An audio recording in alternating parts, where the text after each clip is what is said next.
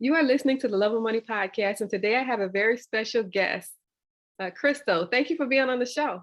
Thanks for having me. Um, so, Crystal, I'd like to start out by having you tell us who you are and what do you do. Okay, sure. My name is Crystal, and I am a real estate investor here in the Los Angeles area. And I have been flipping houses in the area full time since 2014. Okay, that's impressive, especially to be doing that in LA. Yeah. So, Crystal, what is your background? So my background is actually nothing to do with real estate. Like, I did the whole college thing, I did the whole grad school thing, and the initial plan was to go to medical school to be a pediatrician. And obviously that didn't work out. And so yeah, that's my background. My background has absolutely zero to do with real estate, nothing at all. No construction, no real estate investing, finance, none of that. Okay, Crystal. Um, how did you get into real estate? Like, how did you even know about that this was a thing? I guess you could say I got into real estate because you hear the ads on, at least back in the day, you would hear the ads on the radio about how to get started flipping houses, or sometimes you might see some of the late night infomercials. And my thinking was, oh, I'm gonna be a doctor, I'm gonna have this money, I need to invest it, so let me learn about the real estate game before I actually have the money, so I kind of know what I'm doing. So I would attend the different real estate meetups at the different hotel rooms and stuff like that. I don't think YouTube was as big back then, but that's what I would do. And so that's what sort of like piqued my interest in real estate. And then I would say, like I said, the whole doctor thing didn't work out. And so I decided to do real estate full time. I was working a job and I got fired. And so I just took that as my opportunity to say, like, look, you're fired. Like, what's the worst that can happen? Like, just try to do this real estate thing, commit to it for the next like 6 months. If you don't see any traction, then maybe you could start putting yourself out in the workforce again. But luckily for me, I was able to see some traction and I haven't looked back since. Okay. All right. Yeah, I totally understand the whole having a career in mind and then switching over to a different career and Yeah. the workplace issues. I understand that. Yeah, the workplace issues are big for me. Like, I just felt like, I don't know, I just felt like underappreciated. I felt like, not to toot my own horn, but like, I felt like I was the smartest person in the office, but I didn't feel like my opinion was like valued or anything. Like, it just, I don't know, I didn't feel challenged. It just wasn't for me. And so that company ended up, going under probably like a year after I left, maybe less. So no regrets. Okay. I understand that, and I believe entrepreneurship is the answer for us. Definitely everyone should at least have some sort of side hustle. If you aren't, wanting to commit to entrepreneurship full time, at least have something on the side to supplement your 9 to 5 for sure. Okay. So, Crystal, why did you choose the method of flipping over other methods that are out there? I why did I choose to? I mean, honestly, like when I first got started, that's pretty much all that I knew was flipping. Like, I didn't know about these other real estate strategies. Like back then, I don't think Airbnbs were that big. I don't think like I didn't really know. You kind of know about, all right, buy and hold, that type of thing. And so to me, it was only like two things that I knew, either like flipping or buy and hold. And I'm like, okay, well, I don't have the money to put down a down payment. I thought, you needed 20-25%. So I was like, I just got fired. I don't have that kind of money. So let me start in this house flipping side. So that's how I got started. And I honestly got started doing a strategy called wholesaling, where you actually go out and when you actually go out and, meet with homeowners, get the properties under contract, and you may wholesale it to another investor and kind of work together with the other investor that way. And that's how I got started. And from there, I decided I wanted to flip a house. So that's what I did. And I haven't looked back since. I enjoy what I do, the process of, talking to people and taking something from like messed up to like, oh, okay, the neighborhood is really feeling that house. Like that's something that I really enjoy doing. Okay. Do you teach other people how to do this? I do. So what inspired me to kind of put together something to teach people how to do this is because when I first got started flipping, I felt like there was a lot of information out there, or at least sufficient enough information about how to go about finding properties, um, maybe how to analyze the properties. However, I felt like where the missing link was in some of the education was actually dealing with the contractors, actually navigating the renovation process. Because I remember on my first flip, I was super excited and I met the real estate agent and he gave me the keys and I opened the door and I was like, oh crap, what do I do now? Like I knew I had to, update the property, take it from ugly to pretty, but those exact steps that you need to do in order to do that, I was just sort of like unclear on that. And I just didn't feel comfortable, working with a contractor. And I really didn't know what I was doing. I was just sort of taking little baby steps one at a time. So I've put together a course and training to help people who are, interested in flipping houses, but they aren't necessarily comfortable working with contractors. They don't know exactly how to navigate the renovation process so that they can have, maximum profits and minimal stress. So that was really my goal in kind of creating an education course for aspiring house flippers. Okay, that sounds good, Crystal. I know it's a lot of people out there that could use your guidance and direction with that. So, Crystal, how long have you been doing this? I would say I first got started probably like around 2012, 2013, and then I became full time probably like around 2014. Okay, that's a long time. That's Yeah. a lot of experience. So, Crystal, tell us about your first deal.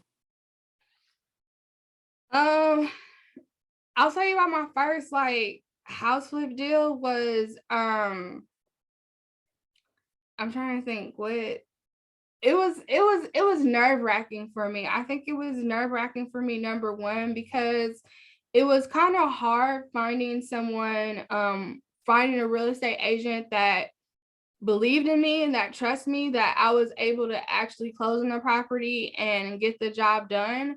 So for me, that first deal was just like overcoming a lot of self-doubt that I had not only within myself, but also like from other people who were kind of looking at me like, I don't know, like you're young, you're black, you're female, like, I'm not sure about this. And maybe that's just, my thoughts that I had and I was projecting them on other people and maybe they weren't thinking those things. So I mean that first deal, it really gave me the confidence I needed to move forward. And it really had me to like, I had to like be okay with not knowing everything. I think a lot of times, like, at least for me, I'm the type of person where it's like, I want to know everything A to Z and Z to A and everything that could possibly happen in between each of those steps. And because it was my first time flipping, it was my first time working with a contractor, my first time doing a renovation, I didn't know all that. So I really had to be okay with not knowing everything. And I think that was kind of like the hardest part for me. I had to be okay with trusting someone else in the process to kind of help guide me, even though I didn't really know everything. Luckily for me, I was able to find somebody who was, willing to work through those things with me. And I was able to have a successful flip project. Okay. Yeah, that's a real thing about being young and black and female.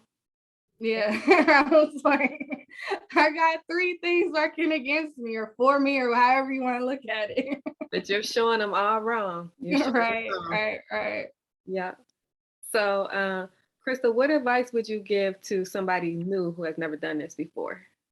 I think my biggest piece of advice is like I always get people who are like, oh, I'm interested in real estate, but I'm not sure how to get started. I think you kind of need to have a real conversation with yourself and sort of ask yourself, first of all, you need to research the different strategies and figure out which strategy is best for you. I think a lot of times people are like, oh, I'm gonna do wholesaling, no, I'm gonna do house flipping, no, I'm gonna do Airbnb, no, I'm gonna do the BRRRR method. And it's like they don't commit to a method or a strategy, and they're just all over the place and they don't get started. And I think once you sort of commit to a strategy, then sort of you need to ask yourself some of those, deeper questions like, where do I want to do this? Do I want to do this where I'm at? Am I comfortable doing it out of town? Do I want to do bigger deals, smaller deals? Those are just conversations that you kind of need to have with yourself. And I think with the different strategies, you need to really understand some require more time and some require more money. So you really need to evaluate where you're at. Maybe you're a busy professional, you have some money in a savings, but you don't have the time. You need to, do a strategy that caters to that. Or maybe you're somebody like me who was recently fired where I had more time, but didn't necessarily have the money. So that would be my biggest piece of advice to people who are interested in getting started with real estate. You just have to really sit down and just analyze where you're at, what strategy will work best for you, not whatever strategy the guru is like, barking down your ear on, oh, this is the best strategy. Like, no, figure out what the best strategy is for you, and then stick to that and commit to that. And I think you'll get much farther in real estate. Okay. So commit to a strategy. Yes. Okay, Crystal. So what is your favorite book? That is a good question. Like, I'm gonna be 110%. Like, I'm not a really big reader. Okay. I would say like I honestly probably discovered audiobooks seriously maybe like a year ago. Okay. I don't know if I have a favorite book, but I would say like I did enjoy we all know Think and Grow Rich. But there's a version of Think and Grow Rich called Think and Grow Rich, A Black Choice. I believe it's by Kimbrough. Okay. And it's kind of like it really highlights some of the Black entrepreneurship and Black businessmen and women that we don't necessarily like hear about. Like, we all know about Oprah and stuff like that, but like there's some other ones that like, oh, I didn't even like know this person existed. So I really enjoyed listening to that book because it's just sort of like really opened my eyes to some of these other African American business men and women that don't necessarily get some of the notoriety that some of our common ones get. Okay, that sounds good. I have to check that out. Yeah, I've heard of Dennis Kimbrough, but I haven't read his books yet. So Yeah, he has some other like books. I forgot the names of them, but that's the one that I read or I listened to. okay. So Crystal, so this is a Love and Money podcast. So we're going to transition over to love. So are you single or married? Let's see. Am I single or married? I don't know. See a ring on either one of these fingers, so I'm gonna go ahead and check that single box. Okay, Crystal. In your relationships, like prior relationships, name one thing you've learned about relationships that deal with money that could help somebody else. Um, it's kind of difficult to say because I've never been in like a serious relationship with someone where we had our finances and money sort of like intermingled with each other. But I'll say this as someone who is I want to say later in life, but like someone who's in our later 30s, like when I'm interacting with a potential person I could see myself being in a serious relationship with, like I really pay attention now to some of their financial habits and some of their mindsets around money. Like, for example, is this person a spender or are they frugal? Like, if I bring up something like real estate investing or I bring up something like Bitcoin, like, are they gonna look at me like, what's that? Or are they gonna like be open, like, hey, what is that? Like, teach me, like, I'm not sure. So I think those are the things that I kind of at least pay attention to see if this is somebody I could see myself, working with in a future. Because I mean, we know the statistics, like half of people get married, get divorced, or something like that, and most of that is over money. So Mhm. I think we really need to pay attention to people's mindset and relationship that they have with money. At least that's what I'm doing. And that's becoming a bigger thing to me than maybe like when I was in my 20s. So that's just something that I'm paying attention to. Okay, that sounds good. So looking at their mindset and what they think about money, that sounds good. Yeah. So Crystal, where can people reach you if they want to reach out to you and learn more about flipping houses?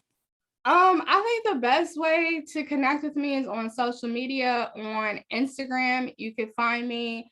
My handle is socalflipgal. So SoCal, like Southern California, flip gal. I'm on Instagram. I just recently started a YouTube channel. That's something just stepping out of my comfort zone. So you can find me on Instagram and YouTube. SoCal Flip Gal. Okay. And the last thing, did you have any last words to leave for the audience? I think my last words for the audience is to just be comfortable not being comfortable. I know that probably sounds extremely oxymoronic, but be comfortable not being comfortable. Do things that you might be a little bit fearful of, and just take those baby steps, because even today I still have to do things that I'm not always comfortable with. And it's those things that help me to grow as a person and help me grow as a house flipper and entrepreneur. So you have to be okay with getting out of your comfort zone, you know, acknowledging the fear of the unknown, but saying, I'm gonna step out on faith and do this. And just being okay with like not knowing all the answers at once and prioritizing action over I'm gonna just learn everything I can. I think a lot of times we hide behind doing what we really need to do because we just want to, let me just Google one more thing before I actually do this. So you got to just like, all right, I'm gonna give myself 30 days to learn as much as possible, and then I'm gonna take action. So that would be some of my last parting words to the audience. Okay. Sounds very good. Thank you for being on the show and sharing your story. Thank you for having me. I appreciate it.